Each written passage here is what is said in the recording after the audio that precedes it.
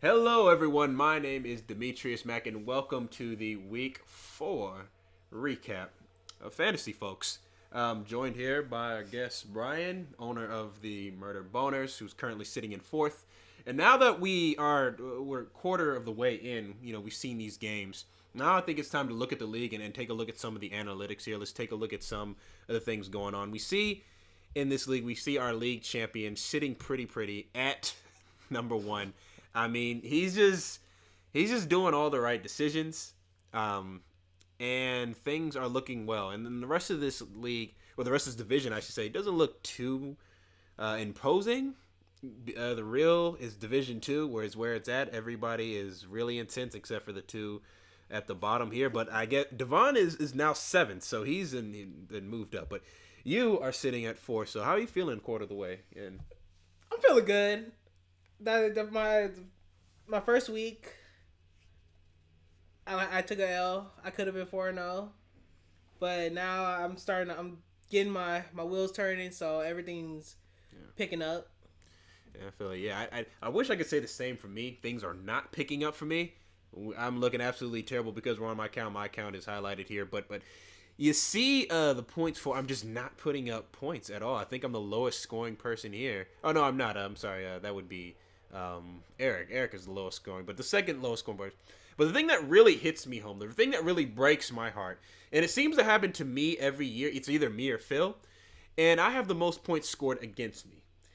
And obviously, if that's the case, you're probably not going to be sitting in a good place because it's 396 points, and then the second highest is 382. Well, it's to 394, Isaiah. So Isaiah is sitting at second. So me and Isaiah have been getting pretty peppered with people just going ham versus us, which is why our records are what they are. People are just using their opportunities. The matchups are right. Stars are aligning right for them, and we're just not doing very well. And I took an L to this man right here last week. It's pretty heartbreaking to me because we always go back and forth on who's going to win. And now he's got one up on me. I'm 0-4. It's looking like this is completely not my year. This is the first time in my career where I have to admit that this is actually not my year in fantasy. I've never thought I'd have to admit something like that, but it's looking like that is going to be the case. But let's go ahead now and jump into the week 4 and see what actually went down. So starting off in week 4 with my matchup, you can see the final score here, 84-101. And there was nothing too pretty about this towards the end of the game because Ezekiel Elliott performed really well for you. Yes. As I was really scared. And I was really upset that Mike Evans got the touchdown. And when he got his touchdown taken back last week, I still thought there was a prayer because he got it taken back. And I think at that point I was down about 9 points. But I relied a lot on the final game of the day, which happened to be Chris Carson when they were going up against the Indianapolis Colts at home. I was looking at that too. And he ended up breaking his leg, which ended up breaking my chances of winning. Because he started off, he got me 6 points, and I believe he was injured in the end of the second quarter. It was sometime around there. Yeah. I think it was second quarter. Yeah, second quarter. So he could have, done something. But then, of course, the Chiefs got you your points versus Washington. I was expecting the Chiefs not to score as many points. And it was kind of a long shot here. But nobody really did anything for me, standing out. I mean, you look across the board, you look at okay numbers, but nobody stood out. Nobody stepped up for me in the way Ezekiel Elliott did for you. And I saw that you did make that switch with Carson Wentz and Jameis at the last minute. Yeah. I was looking at matchups. The Giants defense wasn't doing as well at the beginning of the season. But then all of a sudden Jameis Winston still went off, but then when I made that switch with Wentz, I was like, Wentz might do better against the Chargers. I mean, who are you going to want to go up against, the Chargers or the Giants? Well, I Looks think like I made the wrong decision. Both of my backup quarterbacks performed really well, and which is rare for me. I think for Eli, I don't know if Eli's going to have too many big games like that, especially with the way they are playing now. I mean, I don't know. It's possible. Eli, though. last 2 games, maybe he had 40 something points altogether. Oh, really? He had 3 touchdowns in that comeback against the Eagles. True. Oh yeah, that is true. Huh. Well, Eli, we'll see. They're an 0-4 team, much like I am. Is just I just left so much points on my bench. It did. I mean, it didn't really matter. I'm grateful because it does matter to me from a prideful point because I don't want it to look like it was too bad. And I had nothing. My bench had nothing. Mm-hmm. I don't have anything to speak of. It's just it wasn't enough. It simply wasn't enough. So I dropped 0-4, and then that's that. So this matchup right here was a very, very, this was, team with Eric. The kid got next. He already had a win, and Devon, he did not have a win. And this was a game that really nothing happened each side. I mean, Russell Wilson and Le'Veon Bell, that won him the game. Because other than that, you see, look at this team, look at these performances. It's like, Jesus. And actually, if I was playing Devon this week, I probably would have been pretty pissed off if I lost like this. Because he scored more points than me, basically, with 2 players. But on the other side, you got to wonder what's going on with the Raiders. Just all types of nastiness. I don't know. And then Greg Olsen was just left in there. So I mean, I think that Denver game, is that when Derek Carr got injured? It is. His back got injured, so that's what messed him up. Yeah, it is. Then Michael Crabtree was actually injured. Yeah, he was that game, and then it comes, got me thinking: is Eric really paying attention? I think I thought that Devon was not paying attention, but it turns out he is because he did actually pick up somebody for the waivers in preparation for me this week. Of course, I mean, Greg Olsen's been on the IR for about 3 for long. Yes, three weeks now? Yeah, it's been quite a while that he's been there. So I don't know if Eric's really is really taking this one serious, which is sad to see for a previous defending champ, but it is what it is, and you can't feel too much sympathy because at the end of the day, you want to win. So this game is just an example of just, I lost, but then I look at this loss and I'm like, okay, I've been in this situation. I think it was last week where I lost something this bad, but just Dion is just such a dominant force in our league, and he's just made all the right decisions. I mean, Deshaun Watson, goodness gracious, he was the AFC Player of the Week, I believe, for Week 4. Having himself a monster game, especially after that previous week where he showed he could play in big time situations versus New England. So Deshaun Watson's looking like the real deal, and if he's looking like the real deal, it looks like he's going to be the real deal for fantasy, which is problems for everybody and everybody that we're with because somebody needs to stop this guy. Yeah, but somebody does, but we can only hope and pray for it because Deshaun he's looking like the real deal, and we already know about Hunt. Well, I wasn't talking about Deshaun. I was talking about the Suge Knights. Oh, yeah. He just needs to. Well, I mean, you're matched up with him this week, right? So you have no, or you're not. You're versus Solomon's team. Yeah. I'm correct. Who is playing? We'll figure that out in the later section, folks. But this was just an absolute blowout, as you guys can see. Tom Brady is the only one to perform for supremacy, dropping to 1-3, and the Suge Knights are at 4-0. Who's gonna stop them? We don't know.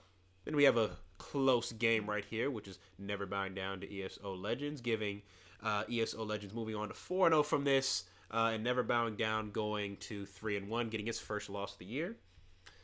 I do want to say this. I am really excited to see ESO Legends perform a lot better than last year. Last year, and I gotta say, I've actually never met your friend who's like who has done this or who has played this league. But I gotta say, he's always, in not a super negative way, but rubbed me the wrong way because he's taken Odell Beckham Jr. first, and Odell Beckham Jr. is the person that I would always want to pick for the past 2 years. He's so high up on Odell. That's okay. always. I want to say that he's always his number 1 pick. Okay, so that sucks for me because I have another person. Well, it is what it is. He's got Odell. Odell performed pretty well in terms of he got 90 yards. That's pretty well, but in fantasy you would expect more. You want that touchdown in there to add a little bit more to the a little bit more flavor. But overall, Drew Brees performed well. Todd Gurley is going to be his workhorse. Seeming like Todd Gurley is going to be that season. Is going to be just who he needs to count on and hope doesn't get injured because Todd Gurley is that player for him. And on the other side, we see Tyreek Hill having a down game. Although Tyreek Hill has kind of been up and down through the season. He's kind of had a good game and then a bad game fantasy-wise, and a good game and then a bad. So we're going to see. I think if we're counting correctly, this is supposed to be a good week for him because he had a bad one last week. Hope so not. so To be honest, only reason why I think that Tyreek is not getting the ball as much is because they found a new workhorse in Kareem Hunt. yeah. So because Tyreek was he was so versatile, so they handed the ball off to him, threw it to him. Yeah. So I was like, that's probably why his numbers are so low, like it was. Plus, they had Josh Norman on him all night. Yeah, that is true. That is true. And Kelsey's even getting more involved this year as well, too. Although, Kelsey, I believe, has more... I want to say he has more catches through this year than he did last year, this time. But I'm not sure if that's 100% accurate. It just feels that way. But that may not be 100% true. And then the Steelers' defense coming through for never bowing down, but not enough. I think overall here was the biggest letdown was probably Witten in that loss. And I don't blame, them getting blown out for his downfalls because the week that I played never bowing down, they got blown out by Denver. Yet Dak Prescott and Jason Witten actually connected, and that was the main reason why I lost that week. So I don't have any sympathy for none of that.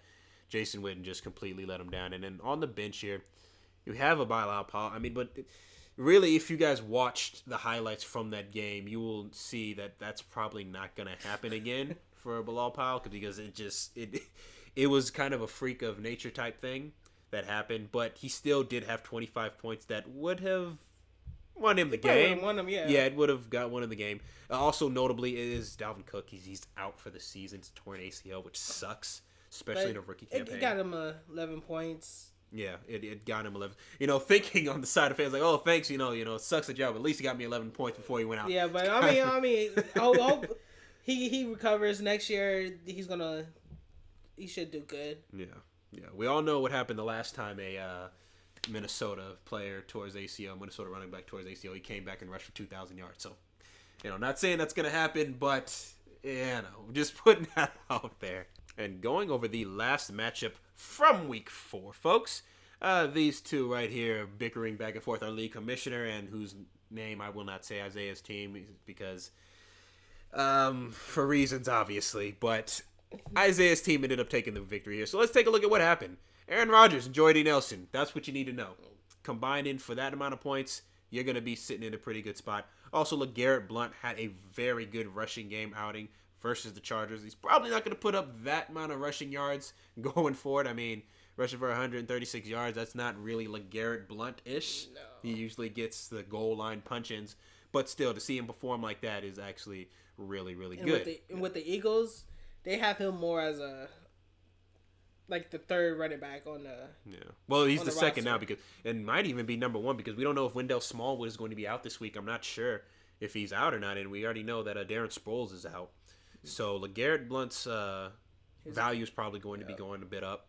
But still, I think he's still, especially when Wendell Smallwood plays, I think he's more of a matchup-based type thing than you can play him every week and see because you never know. He's had some abysmal weeks this far. Don't let this fool you to think that he's having such a great season. He had a great week, but I think overall in the season he hasn't been too dominant. But we'll see as injuries have plagued their backfield what goes on forward. And then a sight for Soy, which is probably never going to be seen again for the rest of the season as long as Doug Martin plays like he did this past Thursday. By the way, folks, this is a recording on Friday, the day before or 2 days before Week 5 starts. So the Week 5 Thursday night game has been played, which is why I'm bringing it up. But Jaquiz Rodgers, from last week, this is before Doug Baldwin returned, and he's a really good backup. Doug Doug Martin. Still need that good. But actually, he actually did play last night and scored a touchdown. Jaquiz Rodgers did. No, Doug Martin. Doug Martin scored a touchdown. That's what I say. Yeah, Doug Martin did play. But I'm saying from last week, this is before. This is before he played. And Jaquiz Rodgers is a very, very good backup. Unfortunately, Doug Martin is back. Jaquiz Rodgers is probably not going to be seeing a whole lot of volume anymore, especially with the way that Doug Martin came back and performed. Other than that, Terrence West actually took away points. Goodness gracious. Julio Jones went out injured. We don't know if I think he's going to be cleared for this weekend, but he went out injured. Matt Ryan went out just not performing well. And I think, didn't he go out injured as well? No. Their two starting receivers went out. Yeah, the two starting receivers, Mohamed Sanu and Julio Jones. But Matt Ryan, it looks like he went out injured with only 8 points. Goodness gracious. And Marshawn Lynch, nothing really performed Raiders' except offense for is just not clicking. yeah, it's not clicking at all. It's not looking good, and the loss of Derek Carr is just probably not going to do too well.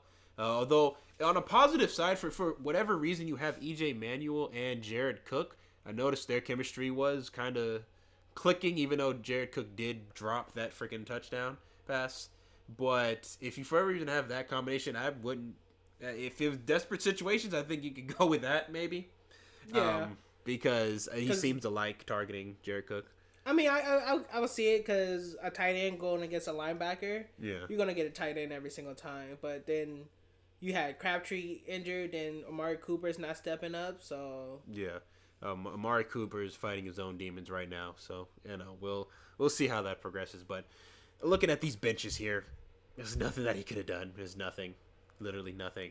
And Lamar Miller was on the bench for Isaiah's team, and I mean, he still got the W. He still got the W. Could have been a lot worse, but congratulations to Isaiah getting his first W of the year. Okay, folks, so now is the part of the show where we sit down and we talk about the ads from this week for Week 5 and how we think we're going to do, how they're really going to help our teams. People like me who need the help, all the help that they can get from all of these waiver wires. So there's a lot that happened in Week 5. I mean... There is so much goodness good. How long? How does this? Oh my God! So we will start from the very beginning. Martellus Bennett. He's seen a lot of targets within the last few weeks, so I think Martellus Bennett could be had. Kelvin Benjamin was picked up by you, but as I was just informed, he was also dropped due to we don't know what's going on in Cam's mind. He's got another controversy going on with that female reporter. So it's maybe best to stay away from that offense right now because we just don't know. But that game with New England, it was just a freak of nature. That he's not gonna get that again anytime soon. I'm just putting that out there. With Kelvin Benjamin wise, Cam Newton would get those numbers, but I'm just I couldn't risk it. Yeah. No, I agree with you right there, which is why I dropped him in the first place, and he was one of my higher draft picks. But it is what it is. Mason Crosby, good pickup kicker. I'm not going to question anything our league champ does because he hasn't lost since last year in the playoffs, so he knows everything. He's good. Then and he's on Green Bay, which Aaron Rodgers scored so many touchdowns, he get all the points right there. Exactly. Jordan Reed is a bit of a work. Don't know if he's going to stay healthy. I picked him up because I'm absolutely depleted. I'm desperate at any point. I just need something. Kyle Rudolph is not getting it done. Picked him up. They're on a bye week. Hopefully he recovers and he's able to go in Week 6 versus 49ers, I believe. So we'll see. And then we have, goodness gracious, a lot more to go through. We have a bunch just with Jacoby Brissett. Could be a good pickup because they do play the 49ers, whose secondary is not looking too well. But we don't know. Their front line is actually looking a lot better than in recent years. So we'll see. Oh, just had to make that. Had to put that we getting there. We getting there. Cameron Bray, as you guys saw, you had him on your bench. He scored that touchdown. It's a big part in the almost win of the Tampa Bay for Week 5, but unfortunately didn't happen. Tennessee defense, that's a bit interesting right there. I forget who is Tennessee playing Miami this week. That's who I want to say they're playing. So I think that's why he picked them up, because Miami was absolutely embarrassed last week. Greg Zuerlein, he was the number 1 kicker on the waiver wire. I don't know what he was doing there. He was just there, and I picked him up. Kamar, he's another workhorse, or possibly he's another experiment. I want to say, I'm going to start calling these guys experiment. Kamar is an experiment. Duke Johnson is an experiment. Devontae Parker, all experiments right here, folks. We don't know how they're going to perform. Ryan Suckup. The Devontae Parker might get some, depending on how Jay Cutler is. Yeah, because that's a big... it's big. Because the Titans' secondary isn't looking good either. Yeah, that's true. So, but it's hard because I feel like there's a lot of talented players on that offense with, Devontae Parker and Jarvis Landry. And then you got Julius Thomas. Yeah, Julius Thomas and Jay Ajayi. They just need the right system, then quarterback conference. Yeah, it's just they just haven't played. None of those. They have never played with good quarterbacks in their entire careers. And I think you get a good, decent quarterback with this Miami offense. I think you could have something here. Well, I mean, Julius Thomas had Peyton Manning. That's true. Yeah, that's true. But in terms of the rest of those Miami players, they're all lifelong Miami players, and then they haven't played with anything other than a mediocre Ryan Tannehill. And now in my opinion, they have a worse situation than Jay Cutler. But we'll see how it's like. It's still early. We'll see if things get turned around. Jermaine Kearse, I don't see that being anything too big. Allen, Chase Keenum. Chase Keenum was eventually dropped. Kai Forbath. I'm picking up the Eagles because they are playing. Jesus, I'm forgetting who they are. They are playing the Cardinals. Yes. And Carson Palmer has been sacked 16 times this year. So I saw that stat and I was like, let me get them immediately. I did have Jacksonville's defense, but they're playing they're the number 2 defense. They've played pretty well. They've gotten, I think, no less than 13 points the last 3 weeks. So they have been, yes, they have. They got destroyed by that was week 1. No, they destroyed Houston. Was it week 1? I think it was week 1. The first one. No, I'm talking about when they got destroyed in London. Oh, and that was the Baltimore. Baltimore got destroyed in London. Okay, yeah, I got my. You're not following Jacksonville like that. I understand. But I saw that they're playing against the Cardinals, the Eagles, and I was like, okay, I have to have them because everybody's just attacking Carson Palmer. So, folks, we just got done talking about like a lot of the waiver wires. I hope those waiver wires do in fact help me out because I don't want to miss the playoffs. Like I don't want to miss. I want my season to be turned around. But at this point, I'm keeping a very low ceiling of belief because I know I messed up personally this time with a lot of things that I did. But all we can do is look towards the future and see what we can do about it. We can only affect going forward. Starting with that is my matchup versus the 1-3 Devon. And he's got a 5.20 lead against me because of Mike Gillislee and their play against the New England Patriots last night. Got 52 rushing yards, and that was it. So I'm happy to see that personally because I'm going to need all the help I can get. We see matchup-wise, Russell Wilson. He could be in for a big game, but he could not be because they are playing on the road. So and we'll see. LA defense is looking LA defense good. is looking pretty solid. So we'll see. Doug Baldwin. It looks like he's got a. Last I saw, he was I think it was did not participate in practice, but it looks like he participated in practice today. So that is good for him. Person I'm just worried about is Le'Veon Bell. Yeah. Looks like Le'Veon's back. He had a monster week, and it's Jacksonville. I don't really believe in Jacksonville, even though, like I said, they have a top defense apparently in fantasy, and I've been a part of that. As you've seen in the previous weeks, you've seen what their defense has done. But still at home, or on the road, I should say, versus, Big Ben at home and Le'Veon, everybody, this could get really ugly. So I'm hoping that's not too bad. But on my side, this is the week where a lot of buys are coming in. Yeah. So let's take let's see all the buys. And then, I have Chris Thompson and Jordan Reed and Kamara. These are players that are on buy. Andrew Luck might as well be on bye, but and then all of the players that I have sitting are Alshon Jeffrey and Ben Roethlisberger, and I think if you look at my lineups, it should show that I think I'm going with the best I have. I don't know what I'm going to get out of my running backs. I'm hoping for good things. I'm hoping for good things from Carlos because he's just been the entire offense of the 49ers. He has been. I'm surprised he has done as well as he's actually done really, really well for what they've been able to for a team that's only scored 1 touchdown. Yeah, honestly. What is it? No, because since that Carlos Rams game. Yeah, Carlos Hyde had 2, so I take that back. But do they have more than 1 throwing touchdown? I think they have 1 to Marquise Goodwin, and who else? Oh, goodness gracious. I cannot for the life of me remember. I'm surprised you can't. Yeah, honestly, I can't remember either. But hopefully, big performances because, versus Indianapolis, they're struggling on their own right. Need hopefully a big performance from T.Y. Hilton. Please. Jacoby Brissett got to come through with them. Yeah, he's got to come through. Interesting, Trubisky is going to be starting for the Bears. Finally, I've been saying he's needed to start since the beginning. Yeah.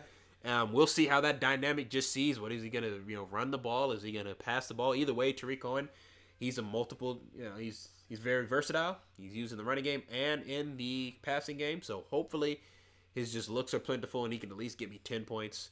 Greg Zuerlein, his stats have been disgustingly good if you've taken a look at them.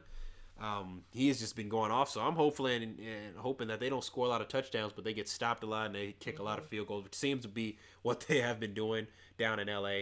And the Eagles defense, I've spoken on them, so we'll see. AJ is AJ. He's going up against Buffalo, so I don't know. They are at home, which should say something, but we don't know. On the other side, Russell Wilson could do his thing. Like I said, Jay Ajayi could be in for a big game. We don't know. We truly do not know.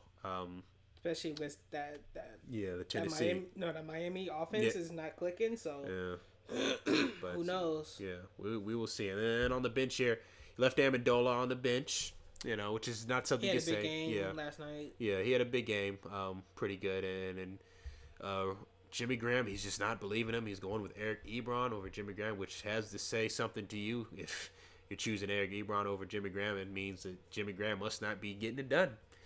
And other than that, he's leaving Jordan Howard on the bench, which I don't know if he should do that. But I don't think he can replace anybody right now. I wouldn't replace Jordan Howard with Ajayi or Le'Veon Bell at this point. Would you?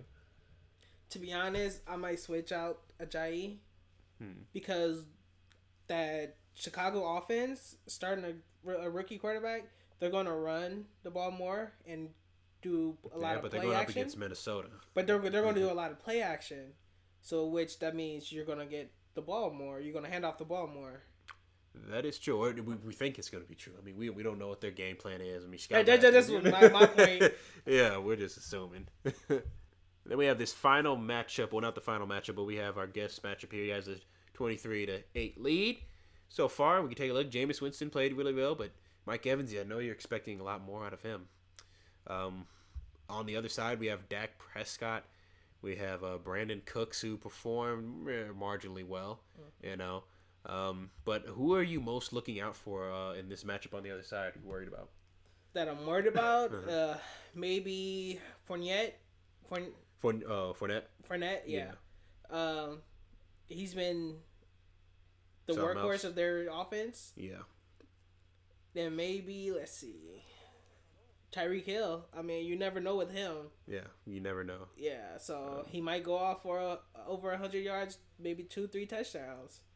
Who knows?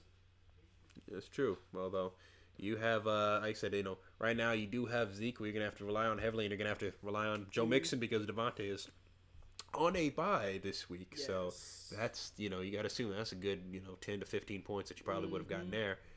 And you left Cameron Brate on the bench, so you're hoping like Charles Clay, god dang it, you better not let me down. I mean, honestly, I kind of went with Clay just because right now he's the number one receiver, like target toward for Tyrod Taylor. So I mean, I had to put him in. So I was like, let's do it. Let's do it. So we'll see. Then hopefully Devontae Adams comes into play. Yeah. After that nasty hit against Chicago.